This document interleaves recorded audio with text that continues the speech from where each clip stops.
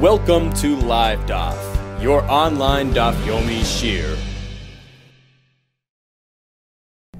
Shalom and welcome back to today's Daf Yomi Shabbos Daf. Right at the top of Nunches Amar Aleph, at the first line, it says the Gemara, Ushmuel Amar Kavlo da Abda Tanan. Shmuel is referring back to our Mishnah, which told us that an Isha may not go out into Rosh Hashanah wearing a kavel, veloy bekavel. Now, what exactly does this mean? So there are actually two items which can be described as a kavel. Which one is the Mishnah referring to? Is it referring to the kippah shel tzemer, the decorative woolen cap that an Isha will wear on her hair? Or is it referring to the kavlo da avda, this choisam, this seal, this emblem that a eved or shivcha, a slave or maidservant, will wear to indicate that they are avodim, that it's an indication of subservience to the other, to the master? So which one is the Mishnah referring to? Which one may not be worn in Rosh Hashanah in a public domain on Shabbos, for fear that it might be removed and carried in Rosh Hashanah? So Rav Voa told us at the bottom of Nun Zayin Beis that actually the Mishnah is referring to the kippah shel tzemer, the woolen cap. There's a concern that she might remove it to show a friend, and this may result in it being carried in Rosh Hashanah for a distance of 4 ames, which is a malacha. And certainly the Gemara said a choisam of an eved is asur, again for fear that it will be carried. So according to Ravo, the definition, the translation of veloy bekavel in our Mishnah is referring to the kippah shel tzemer. According to Shmuel, it is not so. Says the Gemara inside of Shmuel, Amar kavlo da avda tanan. The Mishnah is merely referring to the choisam of the eved, the emblem of the eved, where there is a real concern that perhaps he might remove it, as we will see soon in the Gemara. And this may result in it being carried in Rosh Hashanah. However, the kippah shel tzemer, that's okay. There's no concern there whatsoever. Why? Because a woman will not go and remove it to show a friend. She will not be tempted to do so for fear that she might uncover some of her hair. Therefore, there's no concern there. She may wear the kippah shel tzemer in Rosh Hashanah. However, the kavlo, the avda, the choisam of the eved, this emblem, this carries a concern that it might be removed for some reason and carried in Rosh Hashanah. So once again, according to Rav Vo, the meaning of veloy bekavel is referring to the kippah shel tzemer. And as the Gemara told us, certainly, if that's a concern, certainly the choisam shel eved is also a concern. But the actual definition of the Mishnah is the kippah shel tzemer. According to Shmuel, the definition of veloy bekavel in the Mishnah is referring to the kavlo da avda, the choisam of the eved. Continues the Gemara. Ushmuel Amar kavlo da avda tan. Umi Amar Shmuel hachi. Is that so? That Shmuel tells us that the choisam of the eved may not be worn in Rosh Hashanah? Is that so? V'amar Shmuel. But didn't Shmuel himself tell us otherwise? Yotzei eved b'choisam shevet savari. An eved may go out into Rosh Hashanah wearing this emblem around his neck. Avaloi b'choisam shebeksusoi, but not the choisam attached to his garment. What is the difference between around his neck or on his garment? Soon the Gemara will explain. But in any case, we see clearly that Shmuel is telling us that an eved may walk out wearing a choisam around his neck, which seems to contradict the earlier quote of Shmuel, who interprets our Mishnah's prohibition with regard to the choisam shel eved, that he may not walk out wearing the choisam. Says the Gemara, let's resolve the contradiction as follows. Like Kash, it's not difficult. It depends who made the choisam, who fashioned it. Was it the master who fashioned it, and he's wearing it upon the instructions of the other? Or was it something he himself designed? Ha the Aved le Rabbi. When Shmuel tells us that an Eved may wear the choisam around his neck without concern, is speaking about the choisam that his master made for him. In that case, there's no concern of removal. Why? Says Rashi. Perhaps let's take a look at Rashi inside. It's on the fourth line from the top. The Aved le Rabbi, says Rashi. Islay Imsa. He's full of fear of his master. He certainly will not remove it from his neck, to carry it in his hand, because he won't attempt to remove it for fear that his master will view it as a rebellious act, as though he's trying to hide his identity. So therefore, in that case, he may wear it without any concern. Continues the Gemara. Ha the Aved iul nafshe. Our Mishnah, which prohibits the Eved from wearing the choisam, is speaking of what type of choisam? The choisam that he himself fashioned, he himself made it. In that case, perhaps he's going to be tempted to remove it at times in order to avoid appearing like an eved, like a slave. And he might do it in Rishus Harabim, since there's no concern of the ema, the fear of his master, because it was something which he himself initiated. So there's a real concern that he might remove it to look like a ben chayr, like a free man. And if he does so in Rishus Harabim, this might result in the choisam being carried on Shabbos. So once again, our Mishnah, which says it's Asur, is speaking of the choisam which he himself made, the Eved himself initiated. The Shmuel, who tells us that an Eved may go out wearing the choisam shebet savari, speaking about one which was fashioned by his master, which he will not dare to remove from his neck. Continues the Gemara. B'mayu kimta lo the Shmuel. So how did you establish, how did you construe this halacha that Shmuel tells us that an Eved may wear the choisam on Rishus Harabim? The Aved le Rabbi. We're speaking about the choisam which is master fashioned. If so, b'choisam shebeksusai amai loy. So why do you differentiate between a seal worn around the neck, which is allowed because he won't remove it, and the choisam which is attached to his beged, which you tell me he can't wear? What is the difference between the one around his neck, which he won't remove, and the one attached to his beged? If he won't remove it, so what is the concern? Says the Gemara, you're right, he won't remove it. But Dilma Mifsak, perhaps it will get detached. Umirsis, and now the Eved will get frightened. He'll be afraid that his Adain, his master, perhaps will notice that the emblem is missing from his clothing. Umikpele, and he'll be tempted to fold over the garment, to block over the missing, the area of the missing emblem. Umachas le'akatfei, and he will fold the beged, the garment, over onto his shoulders. And what's wrong with doing that on Shabbos? So let's take a look at Rashi. Rashi is Divra Maschel Mifsek, which is 6 lines from the top. Mifsek HaChoisem. The concern is that the Choisem, the emblem, will become detached, Vinishbar, and break apart. Umirsas Mirabi. Now, he'll be afraid of his master. Shelo Yoymar, Shu Notlei. The master, for fail, the master should say, lest the master claim that he himself removed it. Laharis Peshuk, to display in the market, Shu Ben Chayr, that he's a free man. So he's afraid that the master will attribute the breakage, the detachment, to him himself. He's going to want to hide the fact. How's he going to do that? Continues Rashi. Umekapele hatalas al ksefav. He's going to be tempted to fold the garment over onto his shoulders, so that the place of the missing emblem will not be visible. And the master will not be able to discern and notice that it's missing. And and what's wrong with folding the beged over onto his shoulder, says Rashi?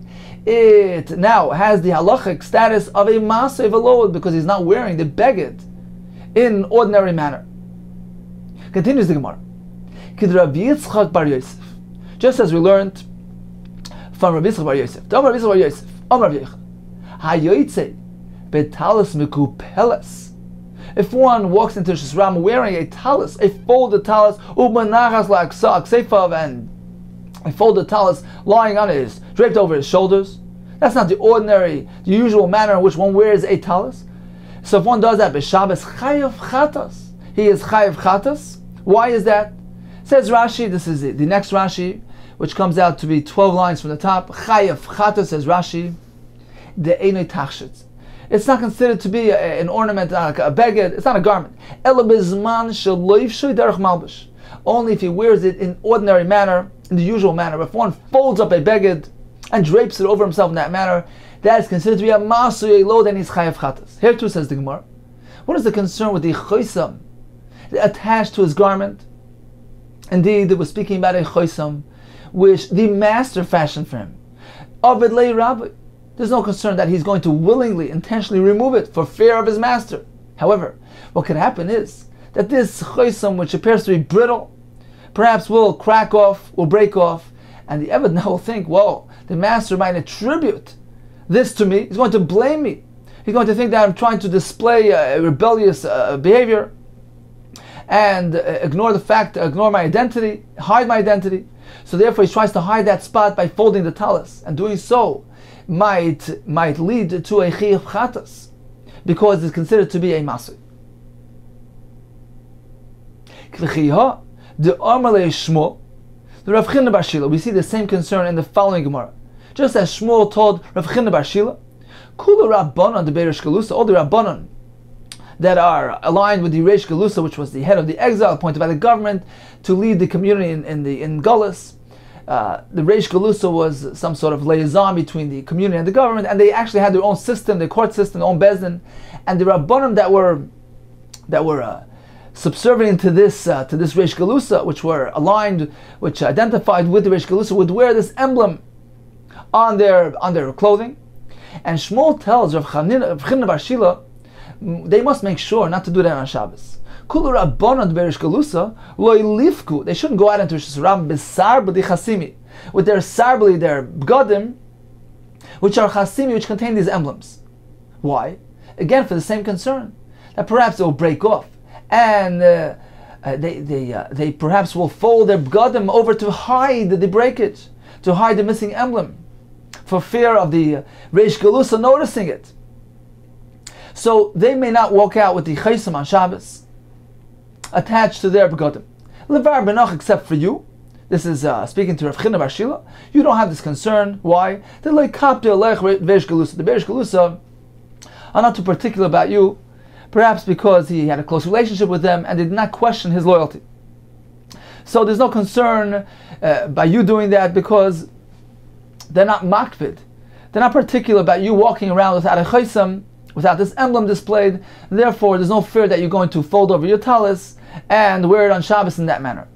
So once again, we see that there's a real concern about chiv haitzah, about malachas haitzah, when one has an emblem attached to his beged, for fear that it might break off, and as a result of the ensuing fear, he might try to cover up the missing emblem and carry his beged in that manner, which constitutes a malacha of haitzah. So once again, let's go back to the kasha and see how we answered the kasha. We had Shmuel who told us that the pshat in the Mishnah was that an eved may not walk out with a chaysam, with a kavod da'avda. Then we have another Shmuel who tells us that it's okay. He may walk out with the chaysam shabbat savari around his neck. Says the Gemara, you know why? Because the adai, the master, fashioned it for him, and there's no concern that he's going to remove it in the street on Shabbos. The Mishnah is speaking about the chosim, which he himself initiated, he himself made it.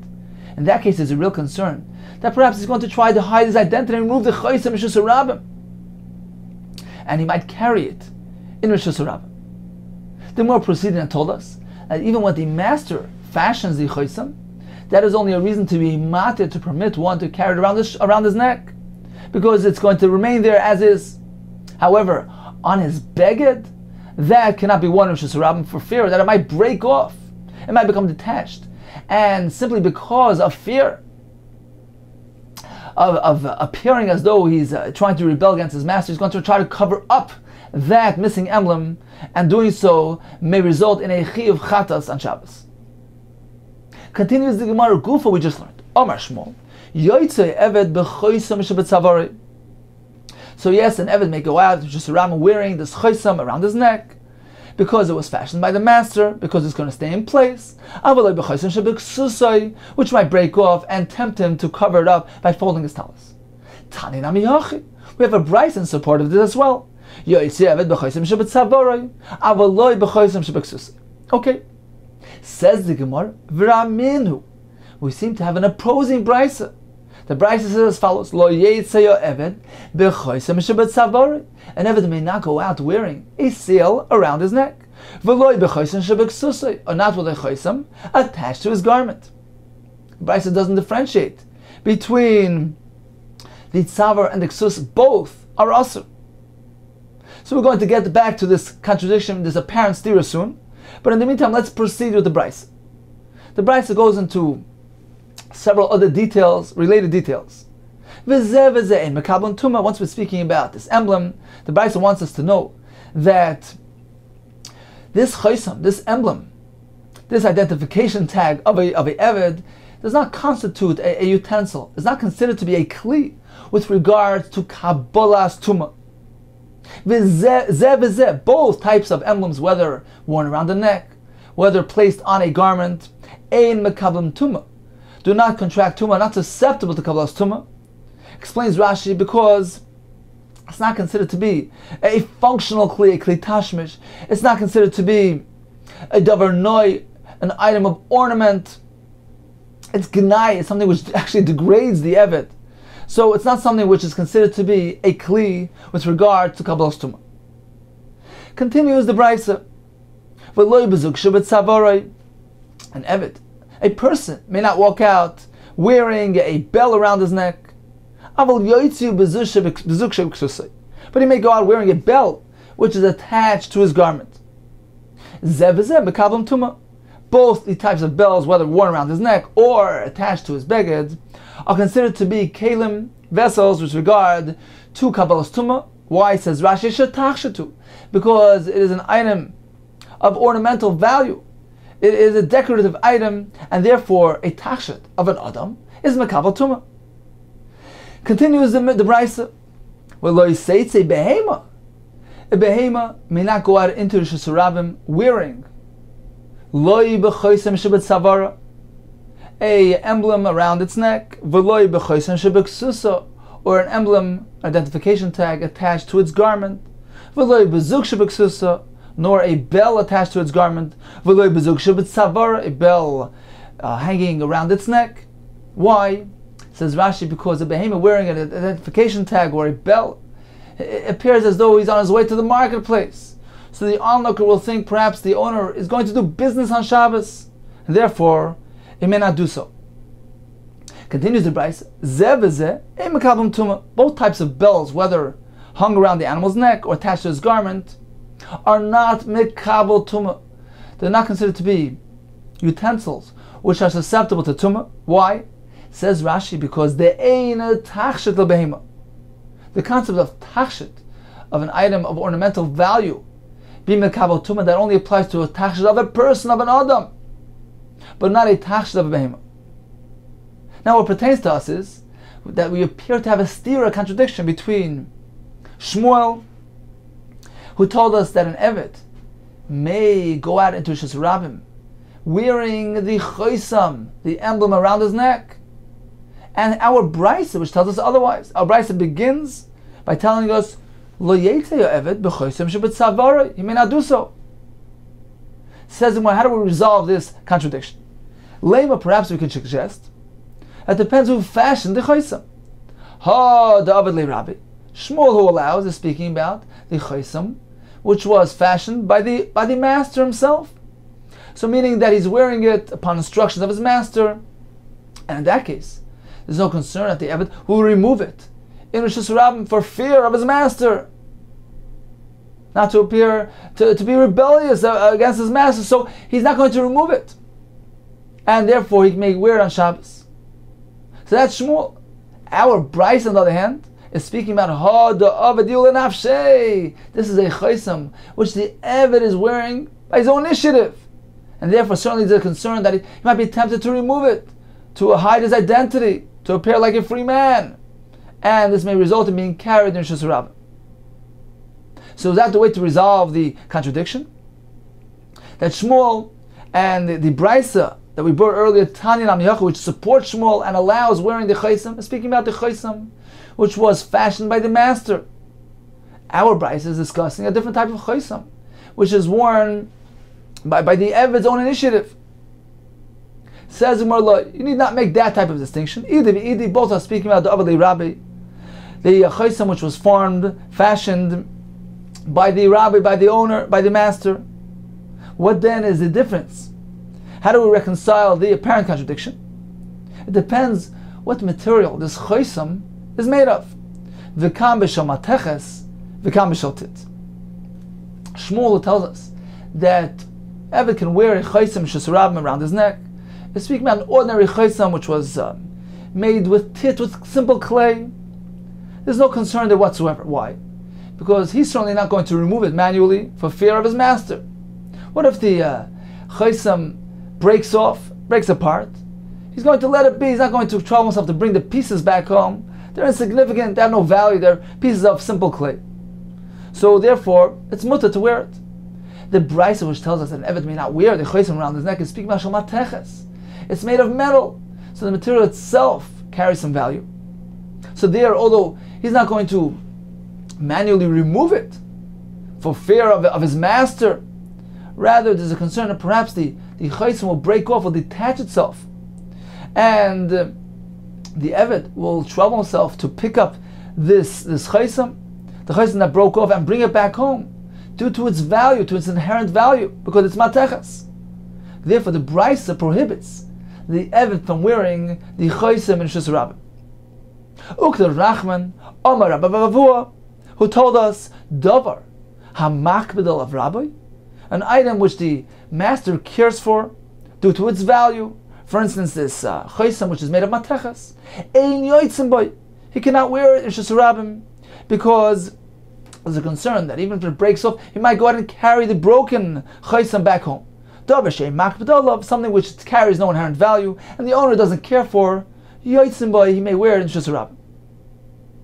So this indeed is the resolution to the stira between Shmuel and the Brisa. Both are speaking about a chaysim which the Adai, which the master fashioned. There's no concern that he himself will remove it, that the Eved himself will dare remove it. The concern rather is that perhaps it might break off. So if it's made of matechas, he's going to pick it up and bring it home. If it's made simply of clay, there's no concern there. And that's why Shmuel allows. Because Shmuel is speaking on ordinary chaysim shaltit. Says the Marachinami Mistavra. It is very logical, indeed, to construe and interpret the Brisa as speaking about a chaysim shal made of metal. Why? Let's take a closer look at the words of the Brisa. Midik Tani, since the Brisa tells us, Zev zeh ein mekabel tumah. Both types of emblems, whether hung around his neck or placed on his garment, are not mekabel tumah. As we explained earlier, it doesn't have a din of a kli. Now, it would seem from the Brisa that why? What is the basis for not being mekabel tumah? Because this chaysim is not a kli. However, if one would form a proper kli of this material, it indeed would be mekabel tumah. Continues the Gemara. It's understandable. Shel mateches, if we're speaking about a chaysim made of mateches, and if so, the Brisa is telling us, Hani, these things which are not kalim, they're merely emblems. Who the mekabel tumah cannot be mekabel tumah. Ha kalim they do, but if you would fashion proper utensils out of the same material, mekabel tumah, indeed it would be mekabel tumah because we're speaking about metal. However, if you propose that this Brisa is discussing an emblem made of clay, of simple clay, how can you say that Hani hu mekabel tumah? These emblems made of clay are not mekabel tumah because they're not considered to be, they're not legally regarded as kalim. But this implies, we can infer from here, ha kalim did too mekabel tumah. But perhaps if you would make kalim, if you would fashion proper utensils of the same material, of this clay, it would be mekabel tumah. How can that be so? We know that the halacha says otherwise. V'atani we learned, clay avodim, stoneware, clay glolim, kalim made of manure, or clay adama made of simple earth, unprocessed earth, unbaked earth. They're not considered to be clay cheres. These things are ein mekabel tumah. Lo imir devei Torah. They're not mekabel tumah, not menat Torah, but not even the Rabbana. So a kli made of simple tit of clay is not mekabel tumah. So you can't say that the Brisa is discussing an item made of tit, and the Brisa tells us, well, a chaysim, that's not a kli. But this implies that a proper utensil made of the same material would indeed be considered to be a kli and mekabel tumah. That can't be so. Ella shmamina. Indeed, we hear from here, shamatecha shmamina. We hear that the Brisa is discussing items made of metal, and therefore the Brisa draws that distinction between a chaysim shamateches, which is not a kli and not mekabel tumah, whereas a proper utensil formed from the same material, the same mateches, indeed is mekabel tumah. So indeed, this supports our interpretation of the Brisa that indeed it's speaking about a chaysim made of mateches. And that is the reason why the Brisa prohibits him to wear it in Shus Rabbim, for concern that it might break off, and he might carry it back to his master due to its inherent value of the mateches. So in summary, Shmuel interpreted our Mishnah of Veloy Bekavel to be referring to a chaysim of an Eved. And the Mishnah says he may not wear it in Shus Rabbim for concern that he might go ahead and remove it to hide his identity. The Gemara continued and told us that the Mishnah is speaking about a choisam which the Eved himself fashioned. He's wearing it on his own initiative, and therefore there's a real concern that he might decide, well, I'm not interested in having this choisam right now. He might remove it, and this may result in being carried in Rosh Hashanah on Shabbos. However, Shmuel tells us that a choisam which the master fashioned, asli rabbi, and we're speaking about a choisam which is made of cheap material, simple clay. In that case, as Shmuel, he may wear it around his neck because he's not going to dare remove it for fear of his master, thinking that he's trying to ignore and hide his identity. However, if it's attached to his beged, Shmuel tells us it's usher. The Gemara explained the concern there is not that he's going to remove it, but perhaps it might break off and get detached, and simply due to the fear of his master, he might go ahead and try to hide the missing emblem by folding over his beged, which is considered to be a load carrying a maser in Shabbos. The Bryce, on the other hand, is speaking about a emblem which is made of mateches. The master fashioned the emblem of metal, which carries value, and therefore there's a concern there that perhaps the emblem will break off, and the Eved will go ahead and pick up this emblem and bring it back home due to its value. Therefore, it's usher for the Eved to wear it on Shabbos, even around his neck. Continues the Gemara. Omar, we're going to proceed and expound on the other details which contained in this brisa. So the brisa continued and told us that the Eved may not go out with a bell around his neck. However, he can go out with the zug attached to his beged, to his garment. Says, well, let's try to explain what is the difference between one and the other. What's wrong with the zug around his neck? Dilma mifsik might become detached, and it may result in the carrying. He may go ahead and carry the detached bell in Shus Rabbim. Dilma mifsik might become detached, and he will have to go bring it and carry it in Shus Rabbim. Zug shebiksusoi, if so, the bell attached to his garment, there as well, nami lechush. Let us be concerned. Dilma mifsik, perhaps it will come detached from his beged. V'asil suyui, and be tempted to carry it with him in Shus Rabbim.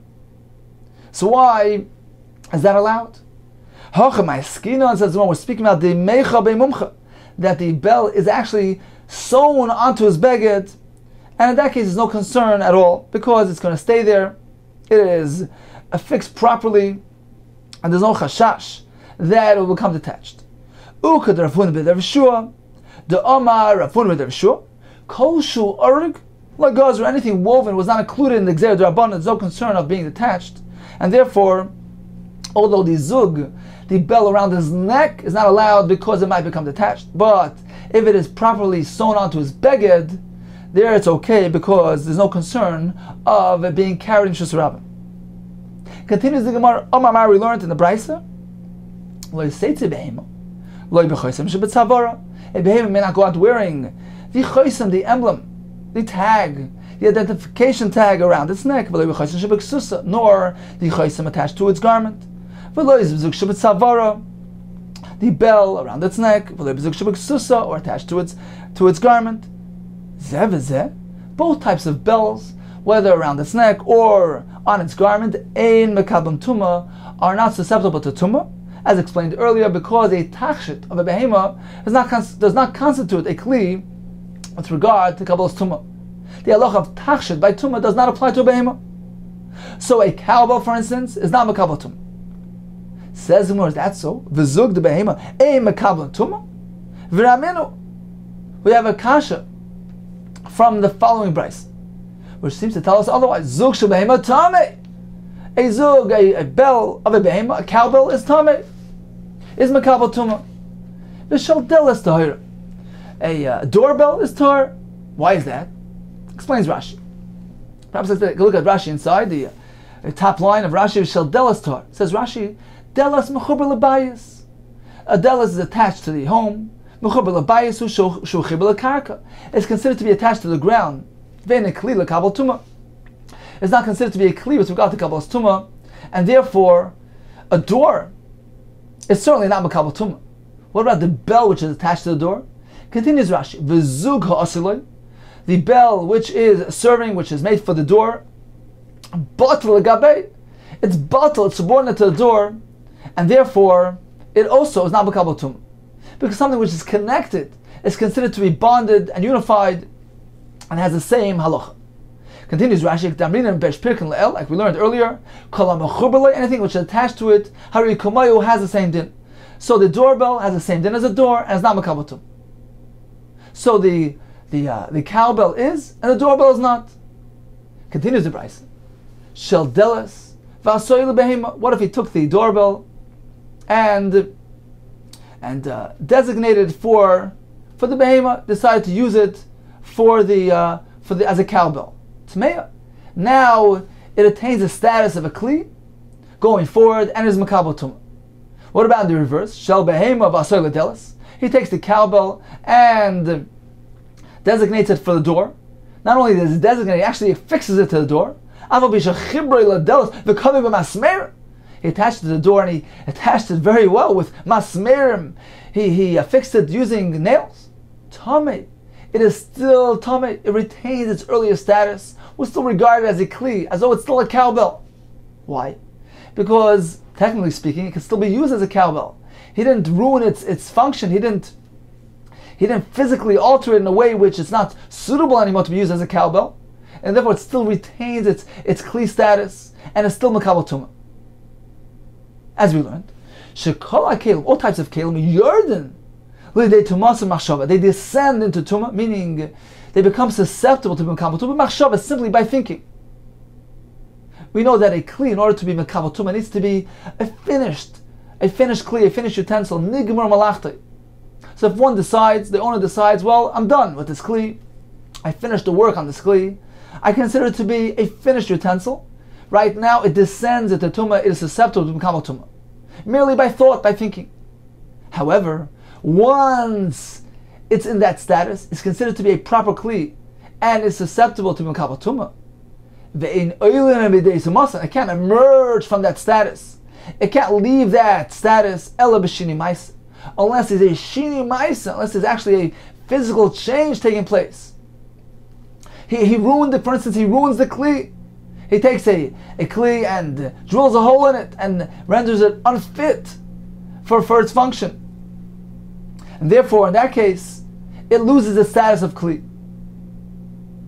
Therefore, in Al Gemara, when he simply takes the cowbell and it fixes it to the door, technically speaking, it's still usable as a cowbell. It still can perform the same function. He didn't ruin it. He didn't render it unfit to be used as a cowbell, and therefore it still retains its former identity, and it's still considered to be a kli with regard to Kabbalah's tumah. So what pertains to us is that we have a contradiction. In the earlier brayso we learned that a cowbell, a zug of a behema, is not makabel tumah. Here we just learned just the opposite, that a zug of a behema is makabel tumah. It's considered to be a kli. Says Malay Kasha, it's not difficult. The resolution is as follows: Ha de isle invel, the brayso which tells us that a cowbell is makabel tumah, it's speaking about that the bell contains its invel, its clapper, and therefore it is makabel tumah. However, the first brayso which tells us that a zug of a behema, a cowbell, is not makabel tumah, the leslie invel is speaking about a bell that does not contain its invel, its clapper, and therefore it's not makabel tumah. Says Gemara, how do you understand this? Manav shech. How are you going to explain this? If a bell is considered to be a kli, it's considered to be a tachshit, it's an item of ornament for the behema, and therefore makabel tumah.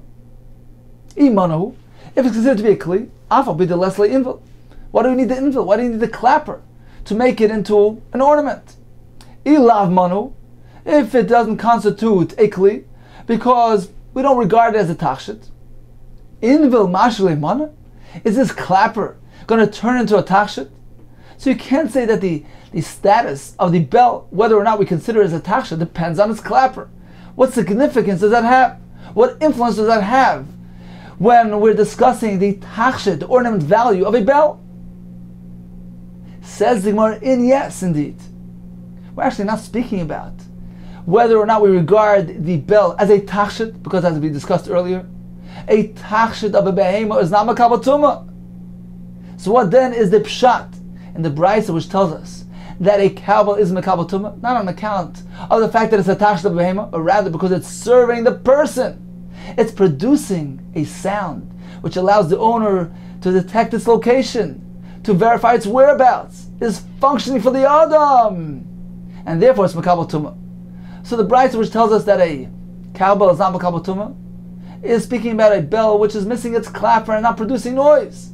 The brisa which tells us that it is makabel tumah is speaking about a noise-making bell which is serving the master as a kli tashmish of the Adam, and therefore makabel tumah. Says Marin, yes, the clapper very much influences the status of the bell. K'der Rav Shmuel bar Nachmani, Omar Rav Yonasan, the Omar Rav Shmuel bar Nachmani, Rav Yonasan. Minai. How do we know? L'mashmiya koil b'kli matris. So we have a metal item which is producing sound and is functioning as serving due to its sound production. Shu'tamei, that too is considered to be a kli with regard to kabbalas tumah. Shnamar, it says in the pasuk, kol davar asher yava beish, anything which was taken through fire, which is used with fire, taviru ba'esh, you must purify it by taking it through fire. Now the pasuk uses the word davar, and we make a drasha. Afilu dibur, even an item, a utensil which is merely serving the purpose of producing a sound. Afilu dibur, even a sound like speaking. So even this kli, which is merely functioning as a sound producer, yavai ba'esh, needs to be purified through fire. So we learn from here that even a kli, which is merely serving as a sound producer, like a bell, needs to be purified and indeed can be makabel tumah. So that is the resolution to our stira. The first brisa which tells us that a zug, a bell of a behema is not makabel tumah, speaking about a bell which is missing its clapper, not producing any sound. So it's merely serving as a pseudo tachshit, as a sort of ornament for the behema. A behema doesn't have a din tachshit with regard to kabbalas tumah, and therefore it's tar. The second brisa which tells us that a zug, a bell is makabel tumah, is speaking about a sound producer on account of its clapper. And in that case, it's being meshamish the person. It's a kli tashmish of the Adam, and therefore it's makabel tumah. Continues the Gemara. Okay, how did you establish? How did you interpret the first brisa? But the last leinvil, it's missing its clapper, and therefore the zug of the behema is tar. If so, let's take a look at the other part of the brisa. Let's take a look at the middle clause. So the eved, the person, may not go out into Sarava wearing the bell around his neck, as we explained earlier, because it might break off, might come detached, and will result in being carried. Aval, says the brisa, a person may go out wearing a bell affixed to his garment. And the brisa tells us, both these bells, whether around his neck or affixed to his garment, is makabel tumah. Says the Gemara, although we're speaking about a bell of a person, but if we're speaking about a bell which is missing its clapper, if it doesn't have its clapper, how could it be makabel tumah? It's not functioning. It's not producing a sound. Haven't we learned in a brisa that the clapper is essential? Because the reason why the bell is makabel tumah is due to the fact that it's producing a sound. Says the brisa, one who makes bells for his machteshes, for his mortar, so that we have some sound going on when he crushes his besamim, the ketores, these fragrances which actually benefit from sound, as Rashi brings the Gemara, sha'koil yofel besamim koil, voice, sound benefits in the production of besamim. V'la'arisa, so he makes he fixes some bells to the cradle to help and assist to allow the child to help the child fall asleep. Ulamit pachis svarim, he fixes bells to the coverings of scrolls which were carried to the Beis HaKnesses, and it was meant to the children would hear the sound of the bells, and they would come, they would know that it's time to go learn. Ulemitpachas tinoikis, he fixes the bells to the coverings of the children, like a big like garment. So he has the bells there, and the point here is that the parent should know the location of the child. So that's why he has these bells affixed to the mitpachas, to the covering of the tinoikis. And the Brisa tells us, yesh lahem invil, if they contain the clapper and produce noise, tmeim indeed they're tummy. Ein lahem invil, but if they are missing their clapper and they don't produce a sound, they're tar. So you see clearly that even bells which were affixed to people, like these bells which were affixed to the children's clothing, require a clapper, require a sound production to be makabel tumah. Continues the Brisa. Nitlu in v'leim. Let's say they already had the clapper, but the clappers were removed. Adayin tumas alein. They still retain their tumah status. Why is that? Because once they were considered to be proper kalim, they had their bells, they had their clappers, so they assumed the status of a kli, and even after the invil was removed, they still retained their former status. The Gemara soon will explain the reason for this. At any rate, we seem to have a machlokes, we seem to have a steer here between a brisa which told us earlier that a bell attached to a person, even though it's missing its clapper, is still makabel tumah. Whereas this brisa tells us that even a bell affixed to a person needs to produce sound, needs to have its clapper intact in order to become a tumah. The brisa concludes and tells us, well, once it was there and then removed, it still retains its status. But in principle and theory, it's not considered to be a proper bell for kabbalas tumah unless it was fashioned with a clapper. Says the Gemara, there's a difference between a bell affixed to an adult or to a child.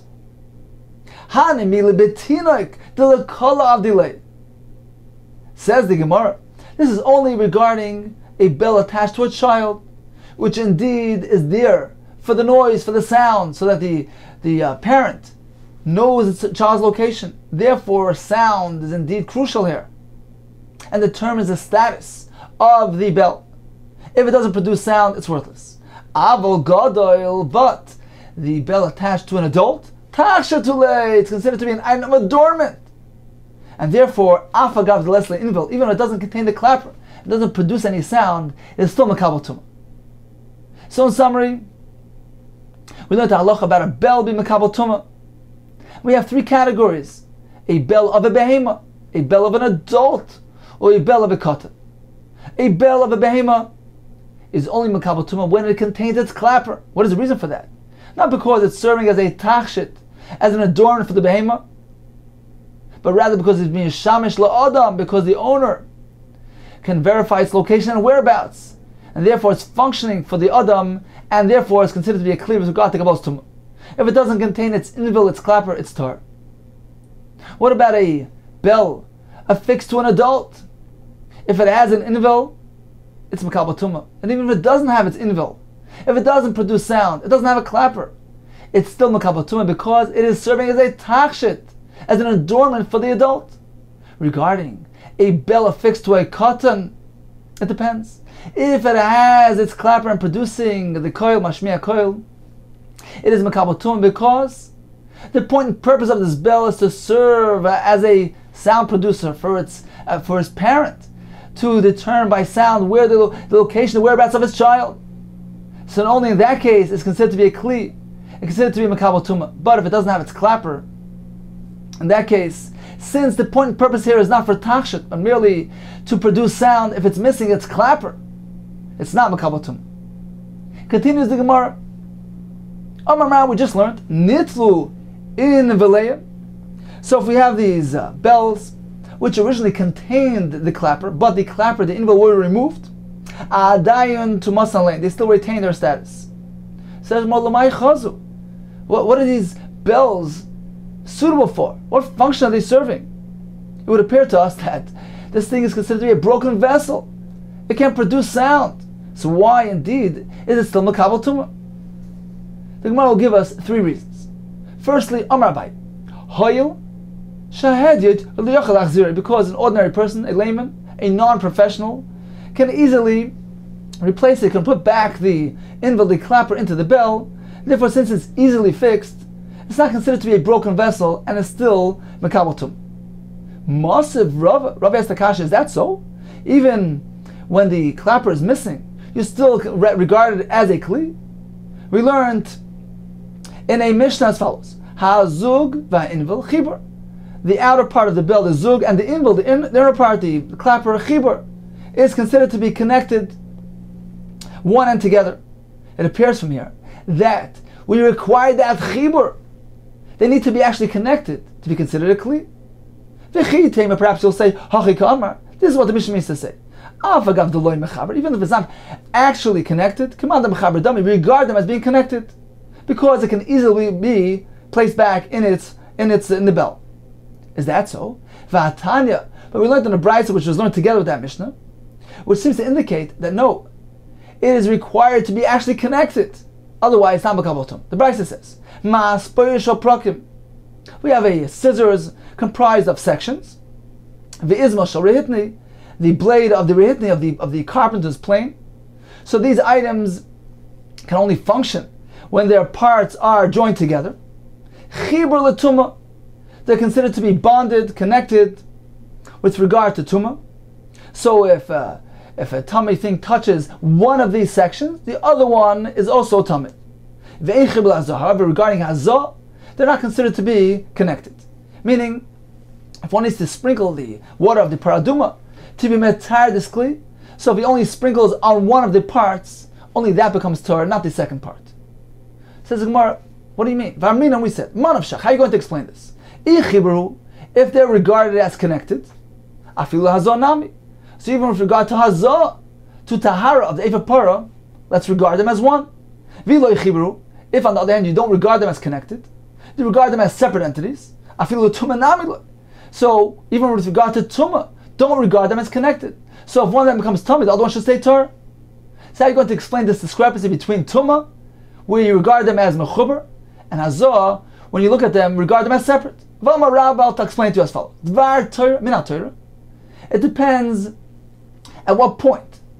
When did this happen? Bishas melacha, while in use. Chibur, these parts are considered to be one and connected because they're both required for the functioning of this item.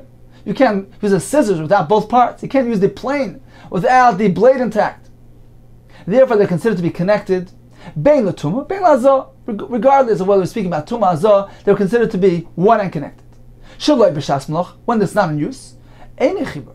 They're not regarded as connected. Loi l'tumah, not with regards to tumah. V'loi l'azah, they're considered to be separate entities, even if they're physically connected. But since they're not necessary because they're not in use, therefore we consider them as separate entities. It's only during the actual functioning of the item, where both parts are crucial and vital for their functioning, we consider them as bonded and connected. But when they're not in use, even if they're physically connected, we look at them as two separate entities. So that's minat Torah. The difference is simply whether we're speaking about b'shas malach, in use, or when it's not in use. Midrabanan, however, v'gazu l'chachamim applied gzera. They said as follows: Al tuma shaloi b'shas malach. They said even when it's not in use, when it comes to tuma, we regard them as one. Why? Mishum, on account of a concern of tuma shei b'shas malacha, on account of a concern of tuma that may take place when in function, when in use. Meaning that if we're going to say that when it's not in use, we don't regard them as connected, and if one of them becomes tummy, the other one remains tar, perhaps one might mistakenly apply that leniency even during use. The Chacham said, you know what, when it comes to tumah, it's always regarded as connected. On the flip side, Val Hazah, when it comes to Hazah, they were also machman. They said, Val Hazah she b'shas malacha. They said that even Hazah, during malacha, while in use, we don't regard them as connected. And if you are mazah, you spray the efa par on one part, the other one remains tummy. Why did they do that? Why did they apply this chumrah? Mishum, for concern of Hazah shlei b'shas malacha. They were concerned about hazah that might take place when it's not in use. Meaning, if you're going to say that when it's in use, we regard them as one with regard to hazah, that if you spray on one, the other one becomes tar, perhaps one will apply this leniency even when it's not in use. even when it's not in use, when they're regarded as separate. So on account of that concern, of that confusion, the Chacham said as follows. When it comes to Tumah, they're always considered to be connected. When it comes to Hazah, they're always considered to be separate entities. Now getting back to our bell with its missing clapper. According to Abaye, why is it still Mekabel Tumah? Because the clapper can be easily restored, and therefore regarded as if it's restored and it's Mechubar. So it still retains its Kli status, even though the invel, the clapper, is physically not present inside the bell. Says Rava, that cannot be the case. This Brisa indicates to us that when we have a Kli which consists of two parts, only when the parts are physically joined together are they considered and regarded as mechubar and connected. How do we see that? Because the Brisa taught us that when we have a Kli which is comprised of parts, min ha-Torah, when are they considered to be connected and mechubar? Only b'shas malacha, during use. However, Chachamim were concerned that perhaps a person might confuse and not differentiate between when it's actually in use and otherwise. He may not draw a distinction between shas malacha and when it's not shas malacha. And therefore, the Chacham applied their gzeira. Explains the Ritva. Apparently, we're speaking that the Kli has the same form. It physically looks the same, and therefore the Chacham were concerned about confusion. Now, during Shas Malacha, while it's in use, certainly the parts are physically joined and connected. Otherwise, you can't use the Kli.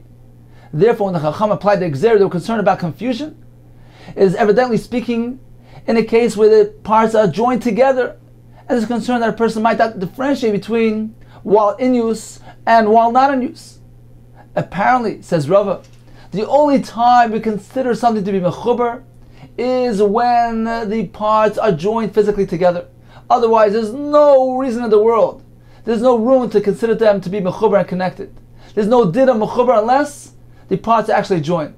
So by the bell, which is missing its clapper, if it's physically not inside the bell, it's not considered to be mechubar.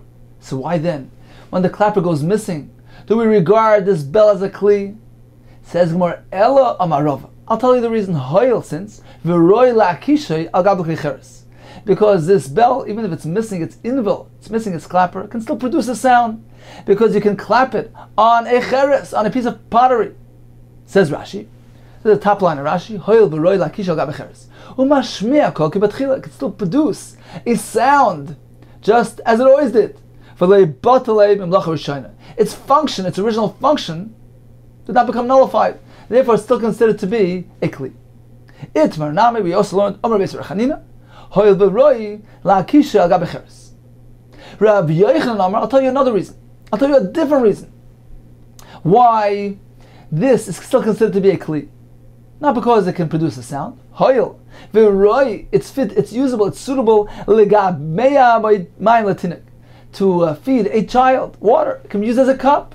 And therefore, since it still functions, it's still considered to be a Kli with regard to Kabbalah's Tumah. So in summary, a bell whose invel was nital, was removed, it's still Mekabel Tumah. Says Abaye, because it could be easily restored by a hedyot, even by somebody who is not a craftsman. Rava says because it can still produce a sound by clapping it on a cheres. Rav Yechon says it can be used as a cup. Time for a brief chazorah of today's daf. We began with the halacha of a choisem shel eved, an emblem worn by a servant. May he wear it out into Rosh Hashanah on Shabbos. We have the Mishnah which tells us he cannot wear it. Shmuel interprets the Mishnah, the words v'loi b'kavel, as referring to the choisem shel eved, and it cannot be worn in Rosh Hashanah. Why? Because it's speaking about the emblem which he himself produced, he himself fashioned.